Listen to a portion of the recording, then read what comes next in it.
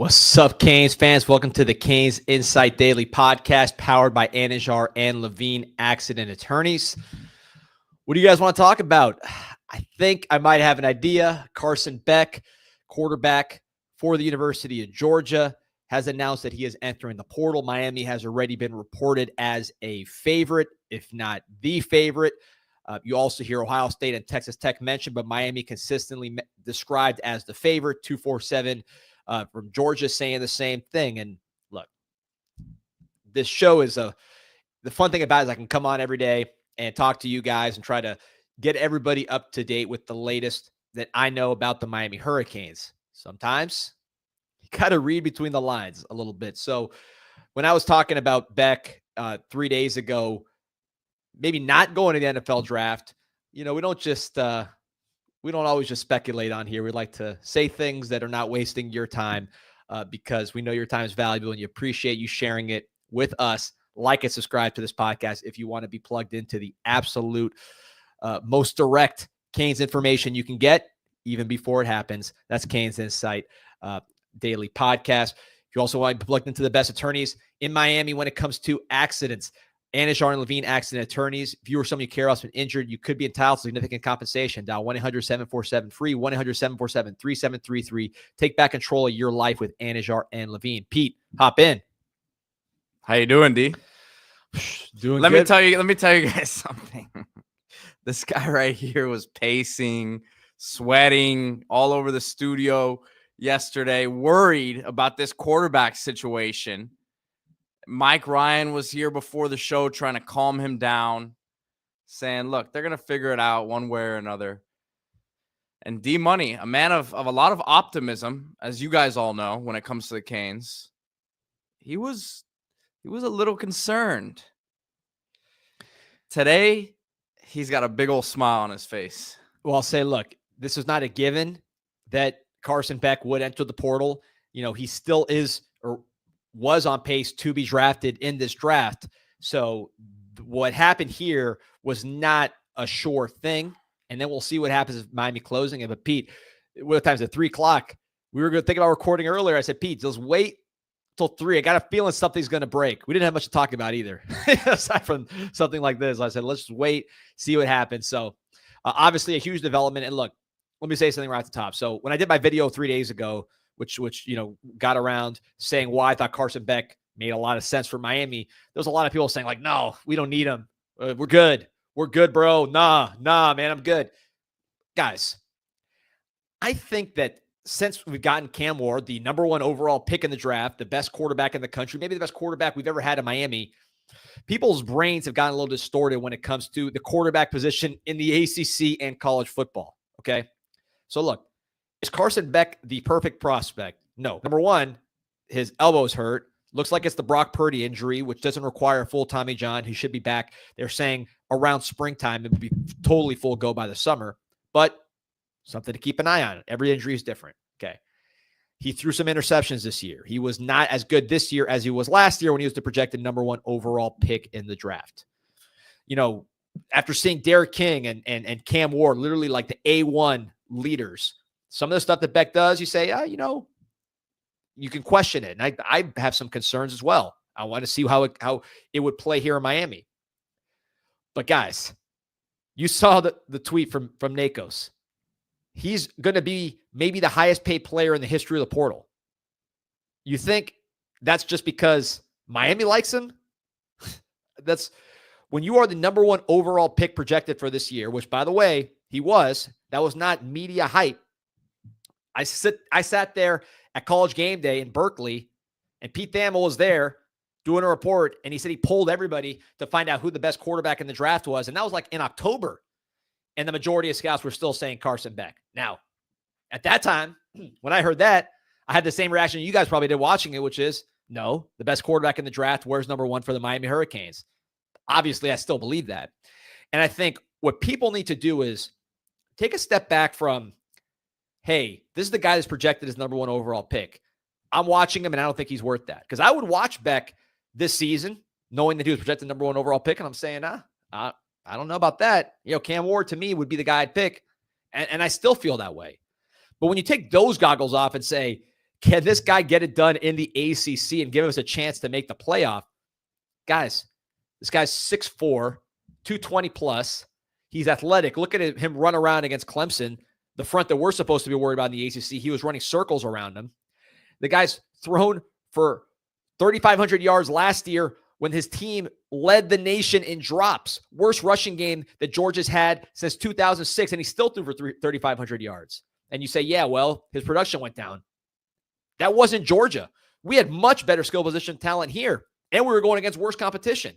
Okay? Look what happened to Kyle McCord when he left Ohio State to go to Syracuse. Did he suddenly turn into Kurt Warner, or did the teams on the other side get worse?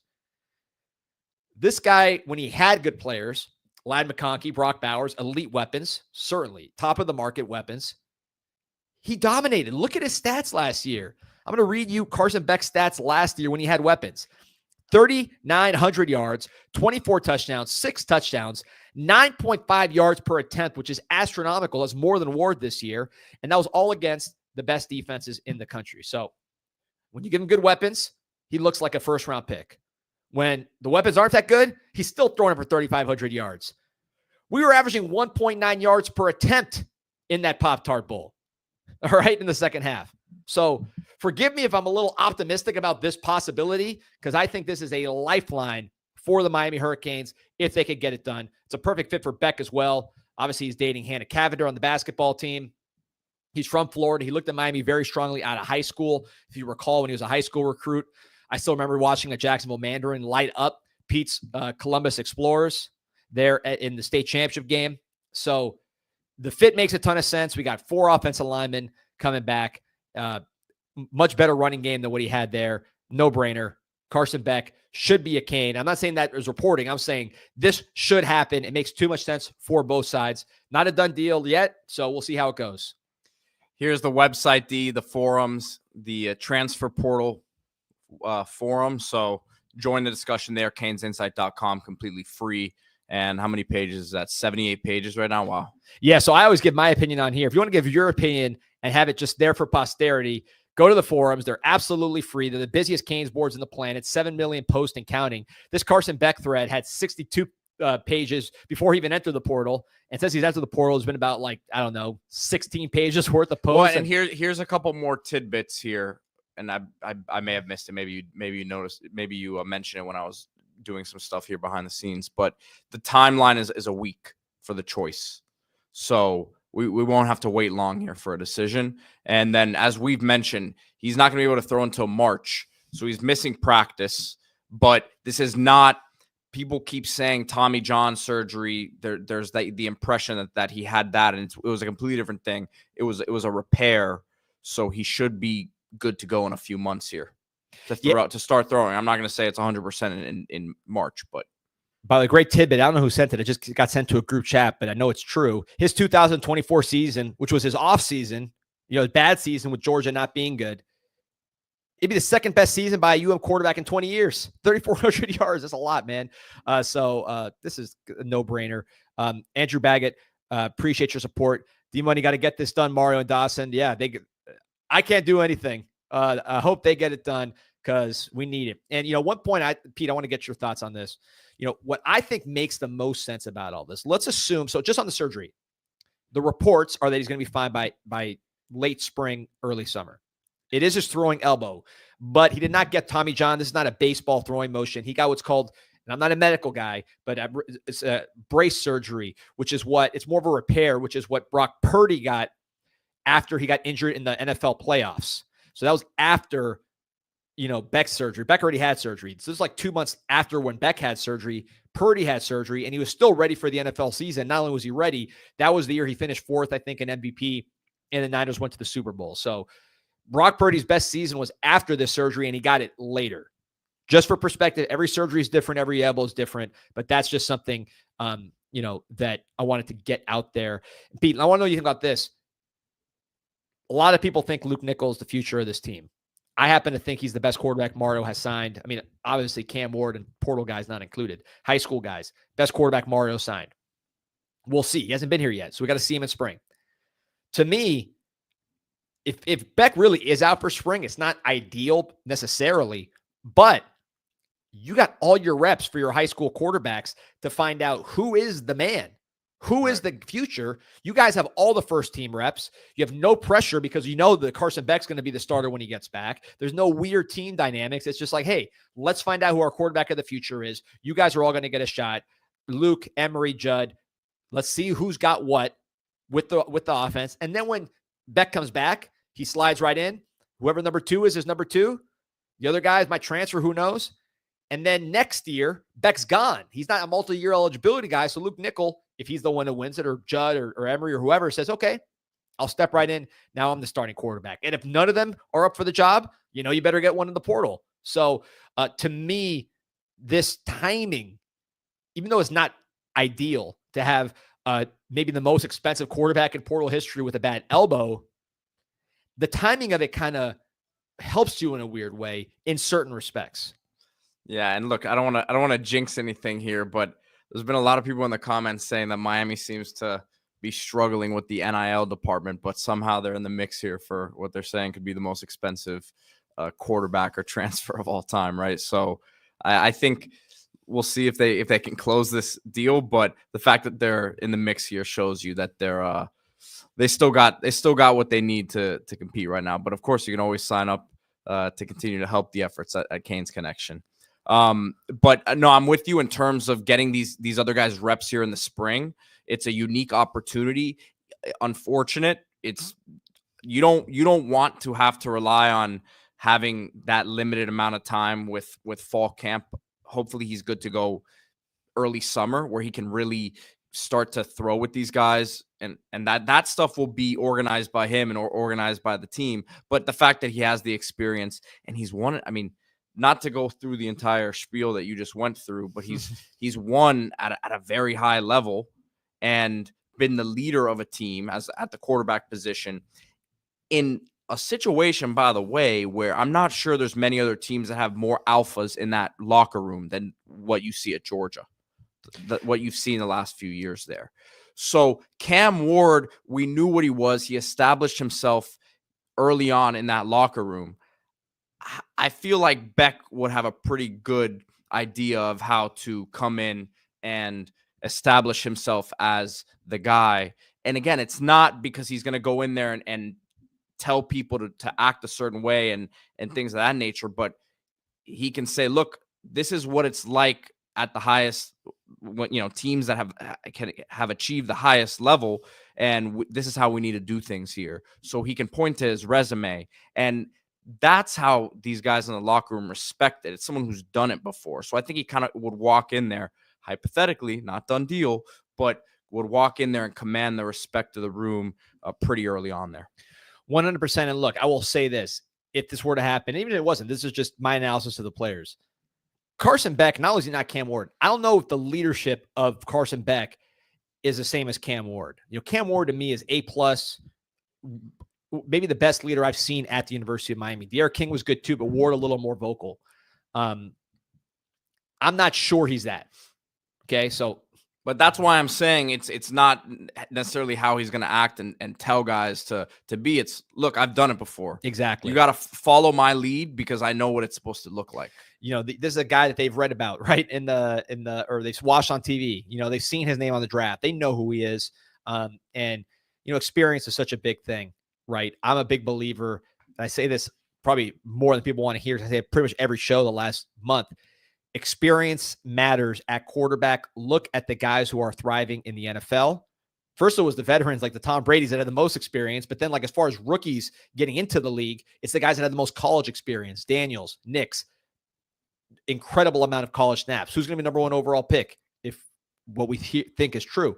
Cam Ward. Cam Ward's had an inordinate amount of college snaps. I mean, he played 5 years basically. So of starting. So snaps are critical.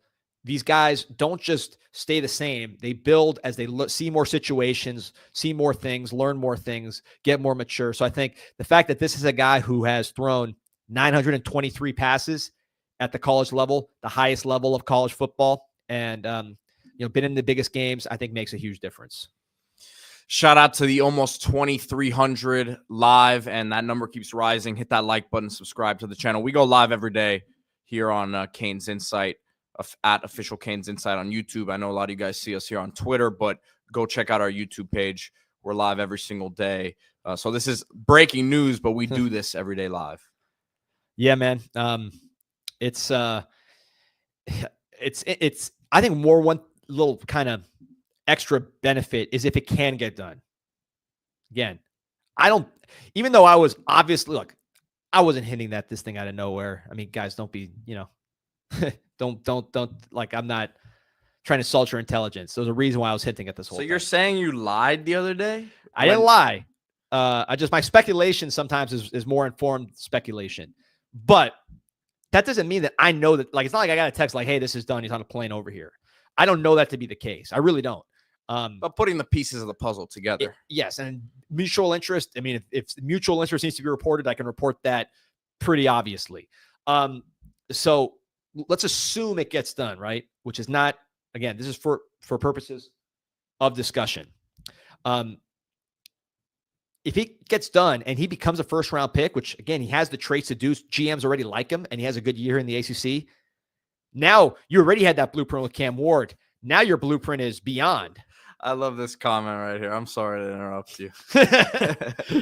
We not break the use, but we spraying the hell out of it. Look, what are they going to break? That a guy that's in the portal's coming to Miami? I listen. I think he's saying it in a joking, positive manner. I know. I appreciate it. It's just, I get it. If you know, if you follow the show, basically. That's what, and look. And it's why we say, look, you got to just hang out with us every day here as we, talk what's going on, man.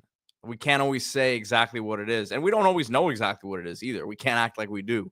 But a lot of stuff happens behind the scenes. I'm trying to, I'm acting like I'm getting a text about Beck, but I'm actually trying to make sure my son has coverage for basketball practice. So we'll see if that can get resolved.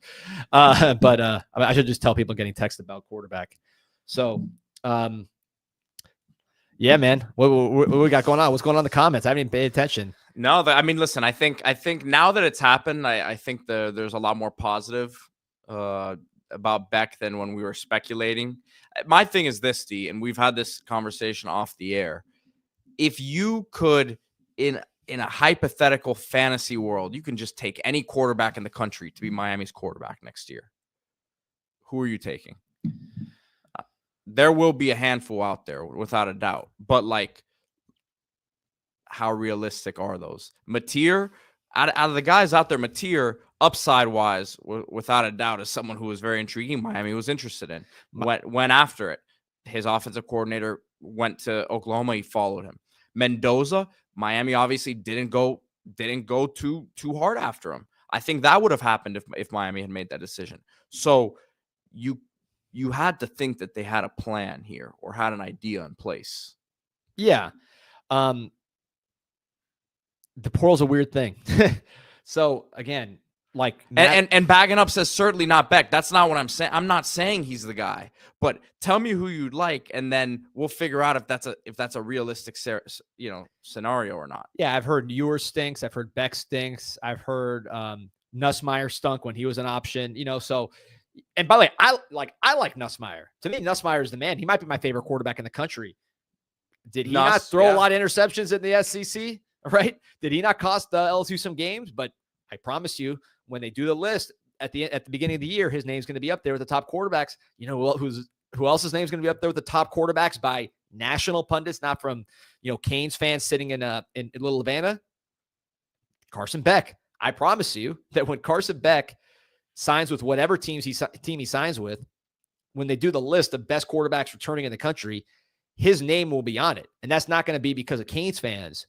It's going to be because of national pundits that watch all the quarterbacks and say, hey, there really aren't that many guys around here that are 6'5", 225, throwing for 3,500 yards in an off year. That can run a little bit. They're mobile and that have good arms. There's not that many of those guys. And you really sit down and say, I like, for example, everybody loves Sam Levitt. Sam Levitt is probably the first name people say when they're talking about a young quarterback they like. And I also like Sam Levitt. I'm not even saying Sam Levitt is worse than Beck or Beck's better than Levitt. But, I mean, Sam Levitt has not done half of what Beck has done throwing the ball. I mean, if we're just being real. Again, I'm not saying I would take Beck over Levitt. But if, like, people are hot on Levitt, Levitt has not thrown for 3,000 yards ever against much worse competition. So, and that's the absolute top guy that everybody likes. I like, you like, everybody likes Levitt. But I'm just using that example as a top guy that he himself has some flaws. Yeah. Who'd win in a race? Emery, Beck, and LOL. Beck is not that. Beck's athletic, man. There's a reason why he was projected as a top pick. If you don't believe me, go watch Beck against Clemson, the first game of the season, and watch him run around. I would show the clip here, but I don't want to get a copyright hit. So go and pull up Beck against Clemson, again, the reigning ACC champion who Georgia destroyed. Watch him run around. He was running great. And as early as October, I was there. I was sitting in College Game Day with my son in Berkeley for Miami's game there. Pete Thamel was reporting, and he said, hey, I talked to a bunch of NFL scouts about which quarterback they like the best. There's a lot of people divided. Some people like Ward. A couple of people like Sanders. I'd say Beck has the most votes as top quarterback. That was in October. Now, clearly, as we sit here, January 9th, the top quarterback by far is Cam Ward, and I felt that way then, just like I'm sure all you guys did when you heard that report. But there's a reason why NFL people like this guy. And if we're talking about ACC, okay, look at the ACC quarterbacks. Klubnik, I think, is a good player. By the way, Klubnik, people have been saying is trash for 3 years. I do think he's good. Lost to Beck, by the way. Kevin Jennings, the other ACC quarterback in that championship game, you see him against Penn State.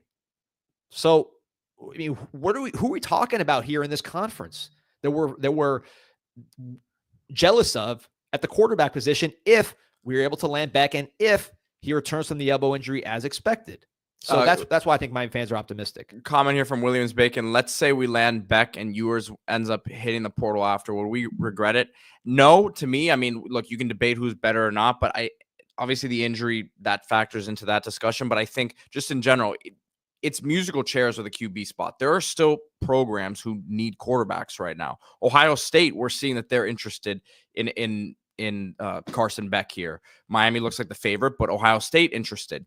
Texas Tech, you guys may say, well, who's going to go to Texas Tech? Texas Tech is throwing out around more money NIL-wise than most right now. They have the best portal class in the entire country. So I'm not saying that they're going to land Beck, but I'm just saying there's other programs, right? UNC with Bill Belichick, and we've already heard they've already been willing to spend a lot of money on a quarterback. So I'm not going to regret it just because you got to land someone at a certain point here. And if there's only a couple left in a scenario that both Ewers and Beck are available, then give me one of them and call it a day. Yeah, and just with Ewers, I think Ewers is going to go pro. I agree with everything you said, Pete, by the way. I think Ewers is going to go pro. He's playing very well. It's a thin quarterback draft. I think Ewers is gone. I will say, though, that during the season, every time that scouts were polled, scouts had Beck ahead of Ewers. I'm not saying I even agree. And Ewers is finishing the season strong in the playoff. Beck is hurt, right? So, Ewers is the guy that has the momentum right now. I think he's going to go pro because I think he's rising. But I can tell you, when they did that poll in October with Pete Thamel, like 20 scouts and execs, Beck was way ahead of Ewers. I listened to a podcast with Rick Spielman, who was the former GM of the Minnesota Vikings until very recently, and talks to GMs and executives all day. He's in that world. He's not like a Mel Kiper. He is in the world. And he had Beck as his top quarterback all the way until very recently when Cam Ward overtook him. But Beck was always ahead of Ewers by a couple spots. So I'm not saying Ewers or Beck's better than Ewers or anything like that. And I certainly think Ewers is on an upward trajectory. That's why I think he'll go pro. But I'm saying these are outside perceptions of the players. So, I don't know what to say other than that doesn't mean that he's going to be this or that. People are wrong on players all the time. That's why the draft is fun to watch.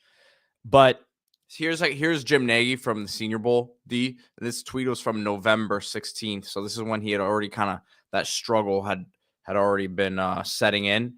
And he tweeted here a video of a throw against Tennessee and says, big time NFL throw by Carson Beck. These throws are why most scouts are still riding with Beck when some in the media are bailing. So this was November 16th. They only played a handful of games more after that. So, and Nagy, you follow him. Nagy had a Senior Bowl, big time NFL guy. I think he just interviewed for a GM job, right? Yeah, I think it was the Jets job, but this was a guy who would have been, if healthy, would have been one of the quarterbacks of the Senior Bowl. Which and Pete, you know how this guy talks.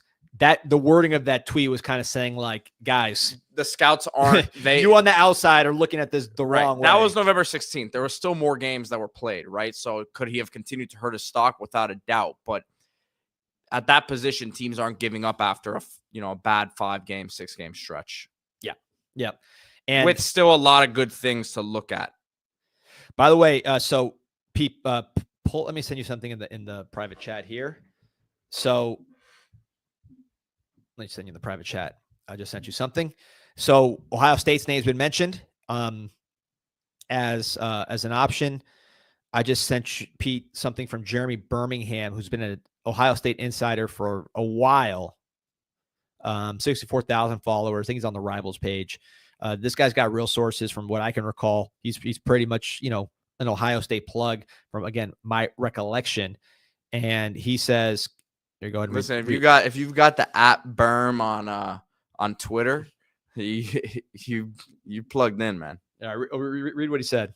He said, can say fairly comfortably that there is 0 chance Ohio State pursues Beck. So he's the Rivals guy. So, I mean, if Ohio State's not in the mix and it's Miami and Texas Tech, I love Texas Tech. I think they're a sleeping giant in the Big 12, and they're spending money. They got a great collective. We do a show called Group Chat Sports. Pete, do the Group Chat Sports. Get it ready here. We do a show called Group Chat Sports every day. New show that we've been doing. Appreciate everybody supporting. We're up to almost 1,000 subscribers. We just started a couple weeks ago. So you guys have been awesome helping us build that up. Daily show, kind of going through the transactions in the college football portal, recruiting, coaching changes, et cetera. Just kind of daily roundup, if you will, of stuff. And we've done a lot of Texas Tech stuff because Texas Tech with their collective has been killing it in the portal. So Texas Tech is no joke. We got a ton of Texas Tech videos in here. We go live every day. And then we also have the little videos here. Just did one on our fun TVD, Jaden Harris, some familiar names.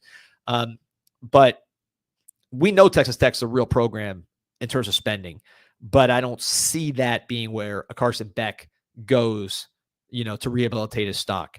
I made the joke. You ever see those Roman, like empresses or, the female, high female Romans, and they're getting carried. They're like sitting on like a little bed and you got like four guys carrying, like lifting up the thing and carrying her. We should send like Markel Bell, Francis Malinois, some of these guys, McCoy, Cooper, get Ryan Rodriguez over there. Let them carry this Brockmeyer. Let them carry this thing with Hannah Cavender, Carson Beck's girlfriend, starting guard for the Miami Hurricanes. Let them meet at the airport to make our pitch for the Canes. Tommy Cruz says, why get a QB we can't utilize because he's injured? Oh, yeah, because Emery is our next best option. Well, okay, so that's true. The second part. So Tommy, and I appreciate your support. He would only miss, assuming this, I'm not the doctor. I haven't seen the reports, but basically, I've seen what people say. And if you were, I wouldn't trust you. Exactly. Me neither.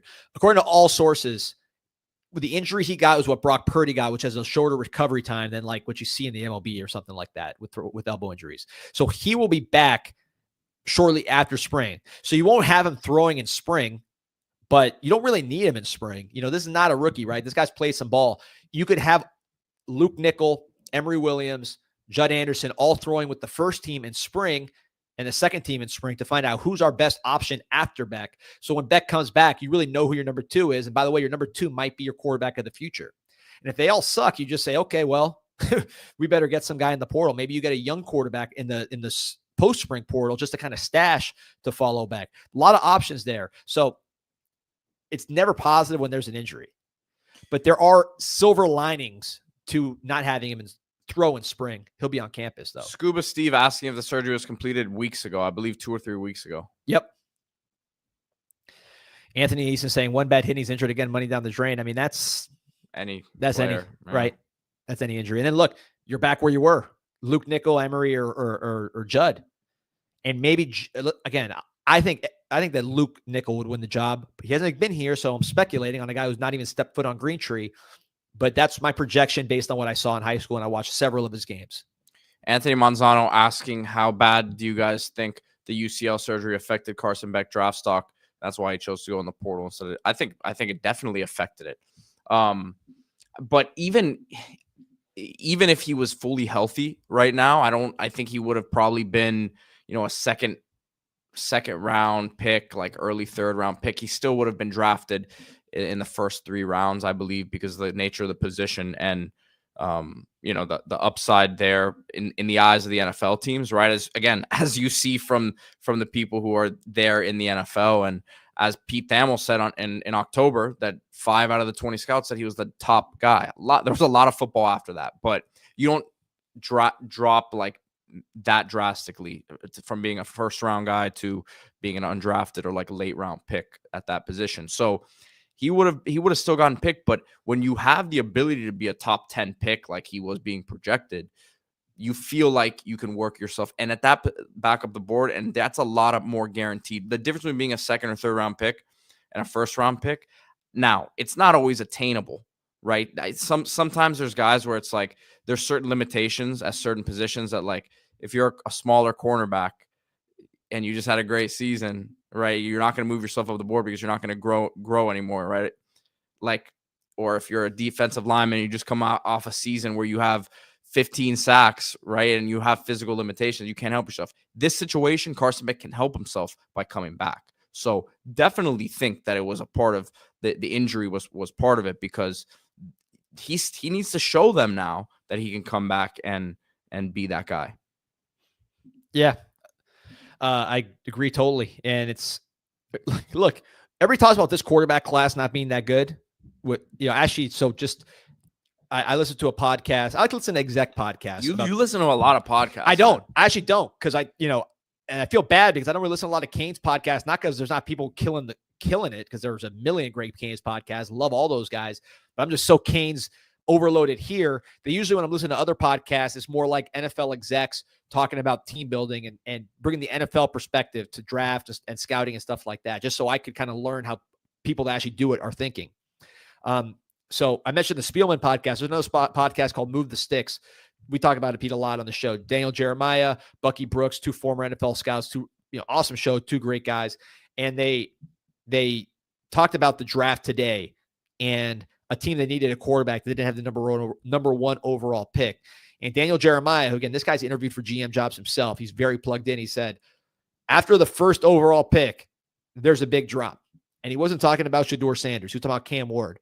So, aside from Cam Ward, who looking like he may be the number 1 overall pick, there's a big drop off in this class. So a lot of people say this quarterback class stinks, meaning the one that we're talking about now, 2025. And it does.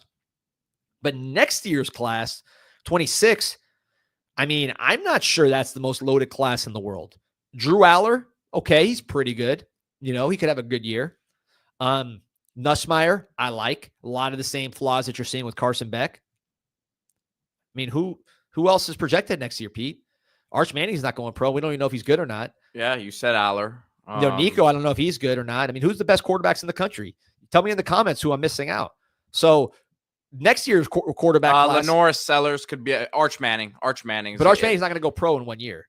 Not in 1 year. No. Yeah. So right. So maybe Lenore Sellers, who, by the way, people thought stunk until halfway through the season. Levitt, I like him. You mention right, Levitt, and he's still got a lot to prove, and he's still got eligibility. Definitely. So the point is, Klubnik doesn't have the great physical tools. Very good college player. So the point is, Beck, if he has a good year, it's not a guarantee he comes here. It's not a guarantee he has a good year if he comes here. It's not a guarantee, he's not TVD part 2. None of this. We don't know. We don't have a crystal ball. He was at one point projected as the first quarterback. That is a fact. That doesn't mean it was real at the time, because a projection is just a projection. But that's how people looked at him at one point. If he has a good year here in Miami, like Kyle McCord did come into this conference, like Cam Ward did come into this conference, maybe you have the top quarterback 2 years in a row, or a top 5 quarterback 2 years in a row. That's not in it. It's not maybe the likely outcome, but it's a possible outcome. Now what's Mario? Three first-round quarterbacks? Starts to add up. So a lot of interesting possibilities with this one. We'll see how it plays out. To me, it has to happen. It has to happen. If you're Miami, you cannot let this miss. You can't. You got to get it done. Risk and all. It's not a guarantee for success. It could blow up spectacularly. He could be TBD, although I doubt that, but he could be TBD-like. Well, I mean, I think the drop-off he had the second half of the year was kind of similar to what we saw with TBD at Miami there. So let's compare, because I want to do this. So people compare Beck last season to TBD. So let's look at the numbers. Okay. So Beck played in the Southeastern Conference. He did not have Georgia had great players on defense. This is not good, man. I just got a text that said enough glaze on Beck by D Money. Oof. First of all, I can tell by the. I'm not gonna out who it is. I can tell the word by using the word glaze. We're talking about either a young person, too young, or like someone like Filete who thinks that they're young but is actually in their 40s. So just by that slang, I could tell. But just for this, so Van Dyke in the Atlantic Coast Conference with the best offensive line in the conference by far, 2,700 yards passing, 19 touchdowns, 12 picks. Okay, that was the stats for TVD in that year. Beck in his bad year with, again, very average at best skill position talent for the SEC level. I mean, Colby Young was his top guy when he came in, and the running back stink. 3,400 yards, so almost 7,000 more than 7,000 yards. 28 touchdowns, so 9 more touchdowns. 12 picks. The picks were the same. I mean, that's not really comparable. And by the way, Beck was going against the SEC defenses. TVD was going against the Virginias of the world, Georgia Tech, NC State. So I feel good about Beck's chances to, even at his worst, be better than TVD. And I mean, Beck beat the Gators a bunch in his career, so yeah, you can go 3-0 against these guys. If the Gators want, if you're the floor, if you're let me ask you this, guys. If you're Notre Dame and you're Florida, and you just saw the second half of the Pop-Tart Bowl, do you want Miami to get Carson Beck? Like, you think they're sitting there saying, like, oh man, I hope they get this guy. Oh, he's gonna throw us the ball. Even though he did throw 3 interceptions against them this year, let me take it back a little bit. He didn't have a great game against them. He didn't. What happened? 25 of 40, 309 yards, 2 touchdowns, 3 interceptions. He had a bad game. What happened? They won. And he won the next one. He won the one before, I should say. And then so the year before that, 19 of 28, 315, 2 touchdowns, 0 interceptions. Okay. The year before, man, what a year that was for him. He was, I mean, look, that's why he was projected as the number 1 overall pick. 3,900 yards, 24 touchdowns, 6 picks, 9.5 yards per attempt. I mean, that's insane. That's insane efficiency. Just for perspective, real quick, Pete, that's what Cam Ward had this year. Yeah. This comment by Sebastian Vera, he's asking D-Money and Pete, how much money is too much money? Do we walk away if Beck and his team try to nab a historic NIL deal? I don't think this is a case of, I'm not going to, not to speculate on what the number is, but I don't think this is a case of him and his team trying to get a historic NIL deal. I think that's what the market is going to pretty much entail. You look at what Mensah got at Duke, 2 years, $8 million, $4 million a year. That reshaped what the market is. And, I can only imagine what Mateer got at Oklahoma. I don't think it's his team like trying to get over on a school. That's just what his value is going to be. Yeah. For a guy who's won a lot of games at Georgia. Yep. So, and by the way, so Julian Gallo here, my question isn't whoever is at Georgia worse than Beck. Why would they want him to leave Georgia if it wasn't for the NFL? It's a great question by Julian, and here's what I'll say.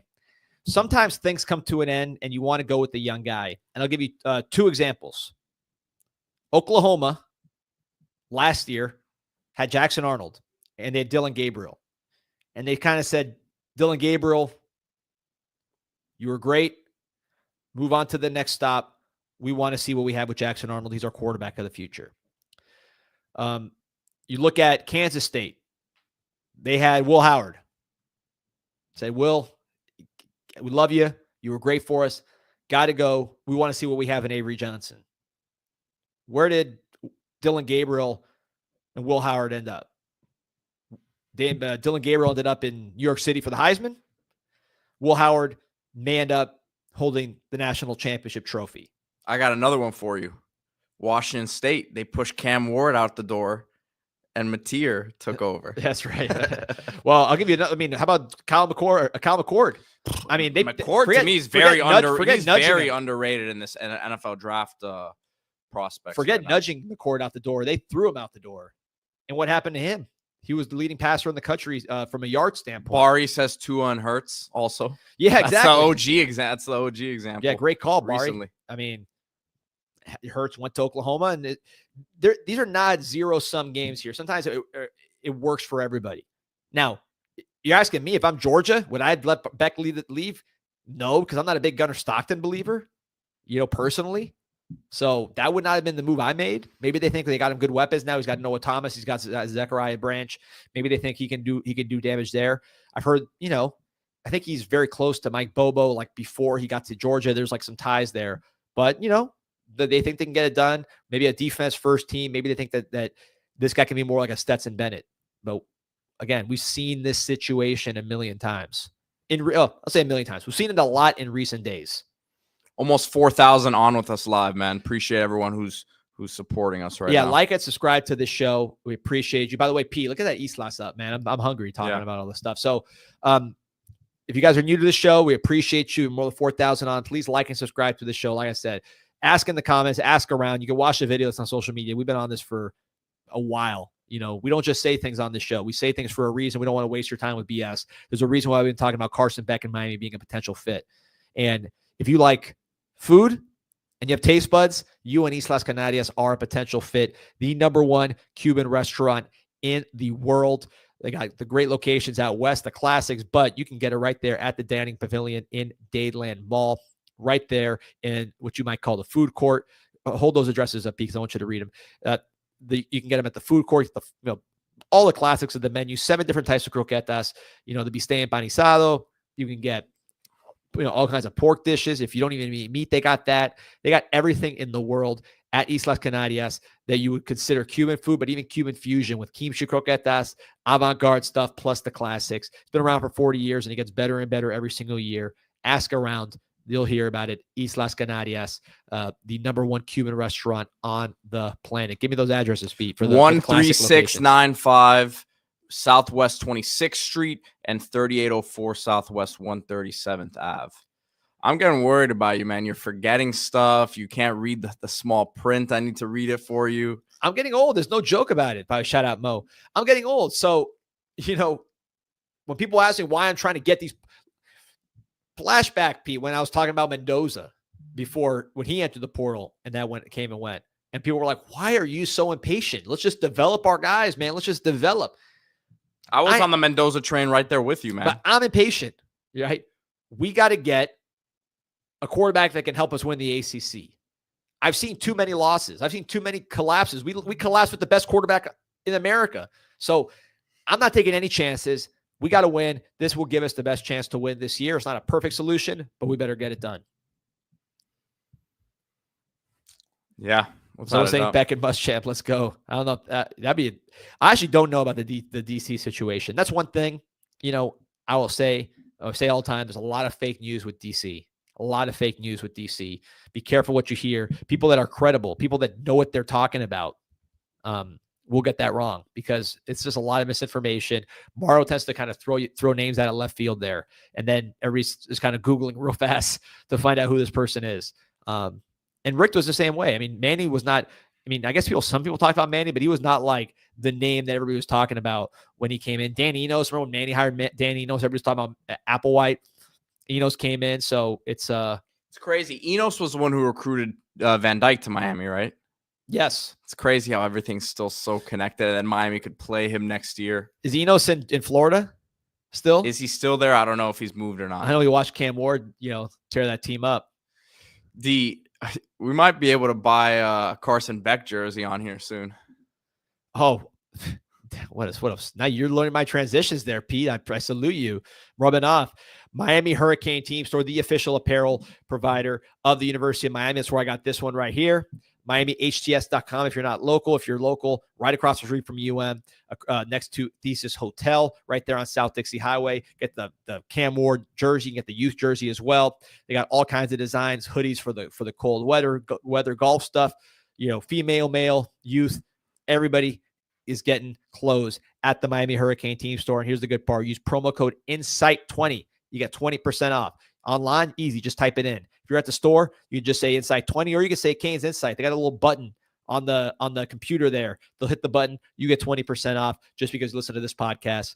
And we appreciate everybody supporting those who support us, like the Miami Hurricane team store. Look at this one. This might be the only sport that's doing well at Miami right now. Don't wait. The ladies had a tough loss to Virginia Tech. They're going to come back stronger. I actually just interviewed Cam Williams, the center for Storm Sessions, the show I do with the University of Miami official show. She was awesome. That should air sometime next week. I mean, the women basketball players, these girls should all run for president. They all like straight A's. They all present themselves like presidential, and they're great players as well. 11-4, tough loss last on Sunday. Had a big lead, lost it, but they're a good team. And of course, Carson Beck's girlfriend, Hannah Cavender, one of the guards on that team. Right on cue for this comment here from Ryder Boy. Says we need some Hannah Beck collab merch on the store. Oh, by the way, yes, those possibilities exist here. They don't exist at Texas Tech, I promise. Brandon is keeping us on task. He's a better producer than you, Pete. He's saying, "Could you talk about Coach Joe leaving?" So let's pull up that tweet. I'm not even gonna joke on you. I forgot about that too. So Coach Joe Salavea left to Arizona, his alma mater. He's gonna have the same job there. I think he might be the full D-line coach as opposed to like now where he kind of splits with JT. Joe, a good guy. You've seen defensive tackles develop. Simeon Barrow was first team all ACC. You've seen some production there from the defensive tackles. Struggled recruiting, I thought, the first couple of years. Really finished strong last year. And more than anything, Miami's become a destination for Polynesian players. Somebody like this, who's in the Polynesian Sports Hall of Fame, clearly carried a lot of weight and respect with that community. I would expect Miami to make sure you have somebody with ties to that community on staff, because it's not a community you just recruit and forget about. You got to foster a home environment, and on top of that, these guys really know football and play it since a young age.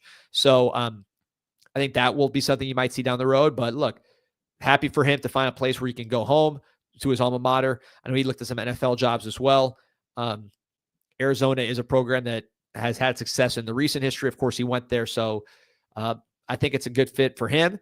And Miami's going to look to overhaul its defense. It was one of the worst defenses in the ACC. So I think anything is up on the table. And we'll see who the new defensive coordinator is. I'm assuming he's going to have a lot of input on some of the new staff members. Yeah, and I think recruiting-wise will do well out in that area for sure. So I think culturally be a good fit for him.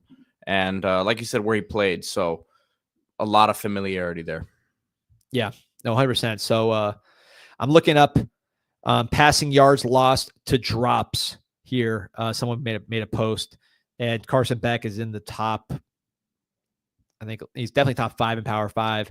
John Mateer is actually number 1, believe it or not. And Jackson Dart, that's a surprise. Caden Salter, I know he had lost a lot. Sam Levitt lost a lot.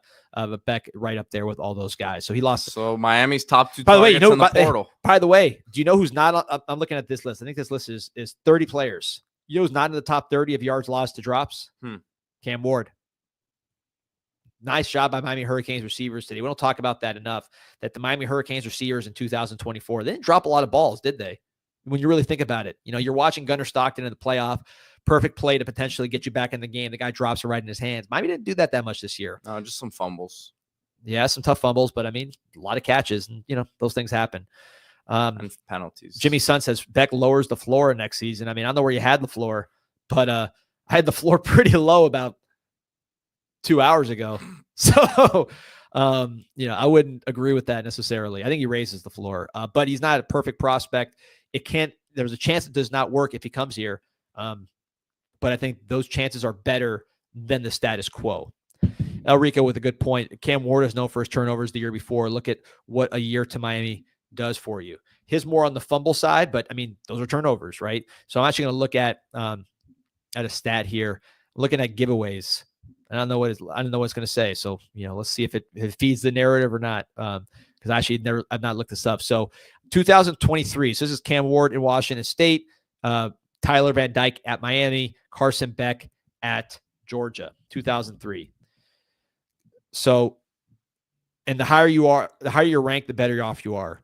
So Carson Beck is ranked 24th. Georgia's ranked 24th, so that's good. They protected the ball in 2023. Washington State is ranked 113th. Not very good. Miami, 109th. So Carson Beck last year protected the ball very, very well. Much better than we did with TVD, much better than Cam Ward did with Washington State. Again, he had Lad McConkey, Brock Bowers. He had a good offensive line. The running game was better than it was this year. There's a lot of things that go into all this stuff. But that's the point, is that it's not all on Carson Beck, just like it wasn't all on Cam Ward. TVD, it was mostly on TVD, I would say. I mean, he had all day to throw, and he had some pretty good receivers, and he couldn't get it done. But those are some interesting stats. Yeah, I mean, look, I think people are still pretty split on this thing, and that's the great thing about the offseason, man. The discussion that's going to go on. We heard a lot about Cam Ward last offseason about the like we were just talking about the fumbles and stuff like that. But Beck having been like Ward coming from Washington State, people weren't watching his games as closely as they were watching Beck's games. So if this does end up happening, I expect this to be a pretty discussed topic on social media and with the college football media and things of that nature. So Brandon, a question saying, when's the first baseball show next week? We've been doing them for a while. We took a little bit of a break just because there hasn't been that much news. I just texted with Sebastian Font before we started running the show, and we'll do something probably this week, maybe early next week. But that thing's about to get full swing. We'll probably be doing multiple baseball shows a week, separate from this live show, but we'll be doing it every single week. I'll be at practice. I think the first practice is Monday. Maybe I'll be out there at least Wednesday. I'll be out there for some practices as long as time permits. And I saw him in fall. I think it's going to be an improved team. I was talking to a Hurricane great that we both know, Pete. I won't say his name, but baseball, there's a lot of mismatched parts, right? You have Ogden. Is he playing shortstop? He's really a third baseman. Is Cuvée really a first baseman or a third baseman? Is Todd Hudson really a first baseman? Is he an outfielder? There's a lot of pieces they got to figure out. But I think overall the talent's been improved and the pitching staff will be deeper. And hopefully they can get back to the tournament because last season was rough. Kyle M said, still want Mendoza. Was always Mateer back. I would still have taken Mendoza 100% in that situation. Remember, they went after Mateer, didn't get him. So there's a lot of different schools of thoughts on this. And I'm not trying to play both sides. I actually don't know where I land on this. I'm not trying to be wishy-washy. I'll make the argument for both. So with Mendoza, he's got 2 years of eligibility. The character and leadership stuff, I think, you're not going to see him driving around a Lamborghini and stuff like that. He's just much more low maintenance in that respect. He's an ascendant player, so he's getting better every year. You could still bake some improvement into his game physically. He was committed to Yale as a senior, so he's always been kind of on the up. His body's starting to coordinate a little bit. He's getting better and better and better, and probably cheaper too. And he's not coming off an elbow surgery. That's probably the biggest point. On the Beck side, I think probably a little more physical talent, more upside, more juice with other players, more juice with potential portal guys that you get after the spring window. More experience at a higher level. They're both pretty experienced, but Beck's done it at the highest levels of college football. I would say both, again, physical tools, I'd say with Beck. One thing I do like about the timeline here is that if Luke Nickel's the real deal, and we hope he is, this is an easy way. You go Beck, then Nickel.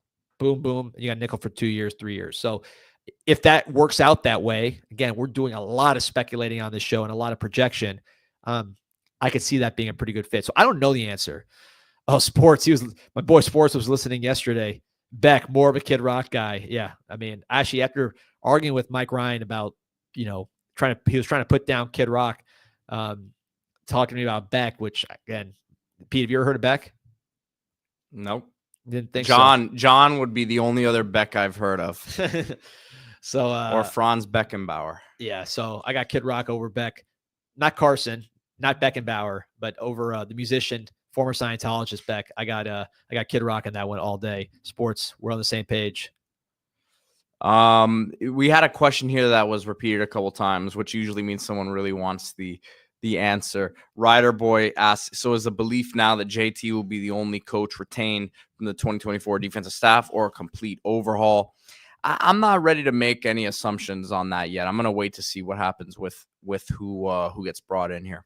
Yeah, I'm the same boat. And Ralph said, my guess would be JT or D-Nick would be the lone survivors. Again, I see a pretty big overhaul. I'm not saying it's going to be everyone, and I'm not saying that those two may not survive, but I think it's going to be more than just a defensive backs coach and a coordinator, because that's essentially what you'd be saying there. And then Salavea, who we've kind of had an idea for a while, wanted to have the D-line to himself again, or be a bigger part of things. So I think that move was rumored for a while. I think it's going to be more than just one move. Pete, I want you to guess the box score here. If you're in the comments and you get it, you can say it yourselves. 13 of 18. This is a Beck box score. 13 of 18, 203 yards, 72% passing, 2 touchdowns, and he won by 60. Which game is that for Carson Beck? I'll say it one more time. 13 to 18, 203 yards, 72% passing, 2 touchdowns, and he won by 60. Was that Florida? Florida State. Oh, Florida State. Florida State. So 1-0 against Florida State, 2-0 against the Gators. Obviously, Miami was 1-0 against both last year. Like to keep that party rolling with some dominant play, and you can't do that if you don't have a quarterback that can get it done. Yeah. Comments are all over it.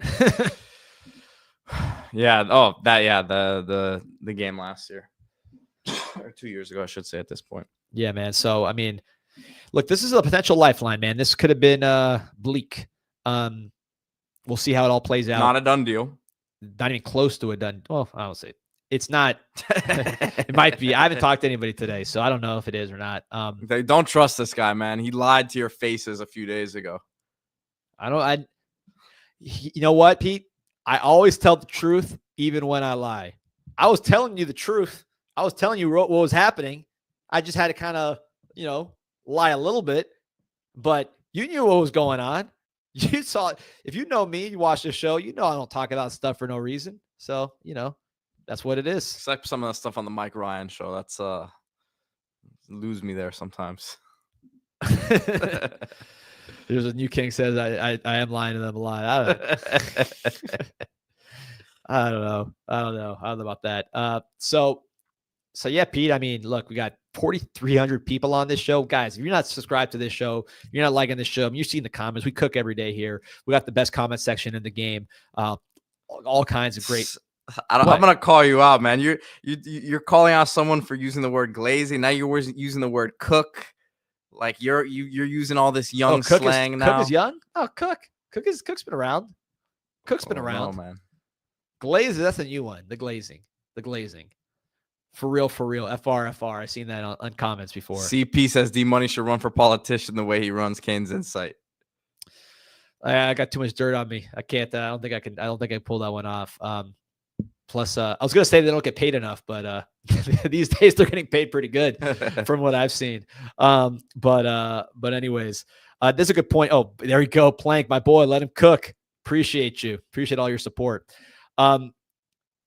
Good comment here. And I think you kind of alluded to this here that from Surfer Boy 3000, he said that Carson's grown up in Athens in a championship culture, which, I understand the leadership questions. I don't think that they're like totally out to lunch. I mean, we've seen Cam Ward and we've seen what like the best of the best looks like. I'm not sure that's what Beck has been at Georgia. So I hear it to a degree, but Surfer Boy makes a good point. And you said the same thing earlier, Pete, which is like, it's not like this guy was in a losing situation or like on the bench. Like this guy was entrusted. These guys are with watching him on TV. Like they know who he is without really having to do much research. Appreciate Cam Ward was a baller, but like I guarantee you, some of these guys had to turn on his YouTube highlights. And by the way, Pete, let's just talk about this. Now, I think it's fair to we don't have to expose anybody, but Pete, you heard, and let me preface this: Cam Ward from day one at Miami has been the best leader I've seen, along with De'Ara King, since I've been watching UM. He has been the best player we've had since Sean Taylor. He's been the best quarterback in the country to me by far. And IQ off the charts, character off the charts. I cannot, we should put him in the Ring of Honor twice. But going into it, you heard stuff, whispers about, hey, maybe he's not the best leader. He's not vocal enough. There's, I don't like how he plays the game. You heard stuff. Washington State trashed him. Washington State trashed him, right? So that's, and that was, I've heard that from multiple people. That's not something that's not common when guys transfer, but Washington State trashed him. So at the end of the day, when the scouts get this information, they understand it's coming from people who have a certain point of view of it. But at the same time, it's still on him to then go dispel that, which he's completely done at Miami. But yeah, that was Washington State not happy with how things went down with him leaving. Well, they were salty, and they basically said that, certain things like he would complain to the coaching staff about his receivers not being mature and stuff and all that. And the staff would say, well, then you've got to do something about it. Well, he came to Miami, and from day one, that's exactly what he did. He gathered the receivers. He did the whole thing. We've heard the story from Mike Irvin, and we've heard a couple times where there was a receiver who was going to work out with Lamar Jackson, and he said, well, are you catching passes from him or me next year?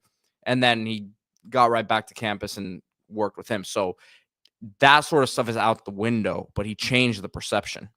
100%. Someone's saying, Dr. Detroit, Beck is used to serious football, not beaches and babes like in Miami. Well, you get both. You get both. And, he's from Florida. He drives a Lamborghini. His girlfriend's a TikTok superstar. So there's a little bit of all these things. I said it earlier in the show, but I think people don't realize it. And I'm going to pull up the old articles. I got to go find them. I can't do it while I'm doing the show. But when Carson Beck came out, which was like a long time ago, he's an old player because he redshirted too. And he had the COVID year, I think. When did Carson Beck come out of high school? 2019 class, maybe. I mean, the 2020 class, maybe. So Carson Beck, he was the number 33 player in Florida, class of 2020. So same as TVD. Okay. He was the number 5 pro style quarterback on 247, number 9 pro style on composite, number 254 player overall. So he's a 4-star, but he wasn't like a super duper 4-star player. By the way, some verified measurements from when he was in high school, just to get an idea: 6'5", 224, 4.4 shuttle flat. That's pretty good. Those are good numbers for a high school kid of that size, athletically and size-wise. But he was not the highest rated guy. But when he first started getting recruited, Miami was considered a team to watch for Carson Beck. Florida was in the mix too. Florida was in the mix too. I thought we had a chance to get this guy. There was a lot of buzz. He visited a few times. So there was some buzz about Beck in Miami way back then. Ultimately, Florida started making a run, and then Georgia, which was the top dog in the country at the time, or one of the top dogs, came in and swooped him. He's from Jacksonville, so it's close to there. And that ultimately ended up being where he landed and worked out for him. But he liked Miami. It's not like he's somebody that's just like, who are the Miami Hurricanes? What is Coral Gables? Like, he's been here before, and he's from Florida. JR Godfather asking, wasn't he related to Rick? You're thinking on Max Johnson. Right. So question here, good question from El Rico. He always brings some good stuff here. I like Beck to Miami. Do you think he can adjust to the air raid offense? From my understanding, Cam Ward is already familiar with the air raid offense. It's a great question. I don't know. It's going to be an adjustment for him, but it should be a simpler offense. Mike Bobo, he is not the most popular guy in Athens and in the Georgia fan base. A lot of people think that what he does is just not easy enough and not effective enough. So, it's not like Beck is coming from a system that's just pumping out, high volume passers, high success passers. So he does have to adjust, and it's a great point, but I don't know if it's like going from like an air raid to a pro style, right? I think he might have an easier transition, that other way. All right, D, just over an hour here. So get in your last questions here, comments. Appreciate everyone who's been on with us. Almost 4,500 live. Yeah, man. It's again, like and subscribe to this show if you can.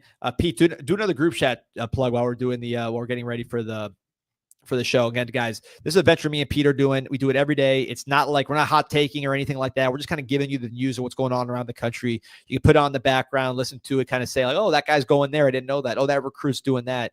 Stuff that's not directly Miami related, but with the portal, everything ends up being Miami related. We got something pretty closely related to Miami. You got TVD, our full breakdown on that situation. Actually, there's a video that I think everyone would be very, very interested in, which is the Xavier Lucas situation, which we did a whole breakdown of it here. So go check that out. Almost 8-minute video here. giving our thoughts from the neutral situation, and not really anything to do with Miami, which obviously we expect Miami to be involved if he ends up entering the portal officially. Yeah, Miami Kane saying air raid is not as complicated. Like last, you said, practice 5 plays to perfection instead of a bunch of half-ass plays. So yeah, I mean, this is an offense I think is quarterback friendly. And look, here's the 2 biggest reasons why. Well, Dawson's has had 2 top 10 offenses now with Clayton Tune and Cam Ward, so he's shown what he can do with the NFL quarterback. Beyond that, 2 big reasons why Beck would have an easier time here. You remember 4 offensive linemen that are probably going to play in the NFL that have played already, started. And then you're going against the Atlantic Coast Conference. Kyle McCord went from a guy they were throwing him out there like Jazzy Jeff getting thrown out the crib. And now Pete doesn't understand that reference. And then now he goes to Syracuse and the guy cannot miss a pass. He is lighting it up. He's Kurt Warner. So it's different defenses in the Big Ten and the SEC. But Miami's offensive line is SEC. Miami's offensive line is Big Ten. So that mismatch greatly favors whoever's playing quarterback. Of course, Cam Ward, day 3 pick, number 1 overall pick. Carson Beck projected at one point as that kind of player. Maybe fell to more of a day 3 type pick because of the elbow and the off season. Can he go back in the other direction? That's what we'll see here if he does come to the University of Miami. RJ says locking up Beck now makes recruiting transfer wide receivers from the remaining playoff teams easier. I agree, and you only need 1, really. So let's say you got TJ Daniels. TJ Daniels will be the happiest guy in the world if Beck picks Miami. You have JoJo Trader, who I think needs to be a focal point. Like, he's not just a guy to be on the side. He's a focal point player. You expect him to be a beneficiary of Beck and someone who will help Beck. Nye Carr, same thing. He was committed to Georgia at one time. He's from Georgia. You just really need to be 1 more. And then you have the young players, Malachi Toney, Josh Moore, Dalen Upshaw. Those guys can do work. You still have Ray Joseph coming back competing. Chance Robinson hopefully getting healthy. We'll see if Shamar Kirk sticks around. And he might. I mean, the portal's closed, so that's another good thing is we've kept a lot of guys. We've been so focused on quarterback, we haven't even focused on who we've kept, Pete. But you just need 1 guy at receiver. Beck can recruit 1, and then you have the offensive line in place. Tight end, I think you're in pretty good shape. Running back, maybe you get 1 after spring, but I think your starters are good. Your two main guys are good. Defensively, you've improved incredibly. The only thing is, I don't know how much money we're going to have left there, Pete, after if they get back, the money might be done. But you've done most of the work. The hay is in the barn, except for the biggest part, which is the quarterback. So you finish the quarterback, you're pretty much done. You have young players that can play. Yeah. Ralph's saying, so what you're saying is that Beck is a lock. I don't know if Beck's a lock. I've not talked to 1 person from Miami today. And it is Thursday, January 9th. So I don't know. And as of this morning, I did not know that this was going to happen. I mean, again, I knew some certain things. I didn't know this was going to happen. So for me to say it's a lock, I have not talked to anybody today. And sorry, go ahead. Sorry. No, yeah, go. That's it. No, I was going to pull this up real quick before we wrap things up, but it's this dropped this morning from On3, their updated portal rankings, and Miami comes in at number 4. Could only imagine they would move up even more with the addition of Carson Beck. Yeah, it'll be interesting to see where Beck gets ranked, if he ranks ahead of Mateer or if he ranks below Mateer. I think, Mateer has 2 years of eligibility and he's not injured, so that might push him to number 1. But I think Beck at worst, number 2 is my guess. But I'll leave people with this. This is the last thing I'll say on Beck. An old wise person told me the 3 most important words in the English language compared to what? Because people complain about, they can complain all day, or they can praise something all day. You can talk about all these things. But you got to say compared to what? Because these things don't exist in a vacuum. If you're saying this guy sucks, this guy throws picks, well, okay, who are you comparing him to that he's that much worse to? And that's playing quarterback in the ACC, because that's where he's going to play. You always have to think in those terms when it comes to football, because look, no one's perfect. No player is perfect. All right. We are at the University of Miami. We've seen the absolute best players at pretty much every position. And just now we saw the number 1 overall pick potentially at quarterback. So yes, we know what the absolute best looked like. But when you're looking at players that can help you win the ACC, and you're talking about their faults compared to what? Or if you're praising somebody and talking about how they're the greatest things in sliced bread, okay, compared to what? Are they that good compared to what Ohio State's trotting out? Are they that good compared to what, Texas is trotting out? So you always have to think like that. And when it comes to Carson Beck, he would day one be either the first or second best quarterback in the conference. He'd be the most experienced quarterback in the conference as far as quality experience. He'd be probably the most physically talented quarterback in the conference. And he would give Miami the best shot of any quarterback in the portal to beat Notre Dame week 1. So I hope it happens. All right, we'll leave you with that. Remember to like this video, subscribe to the channel. We'll see you guys tomorrow. Go Canes.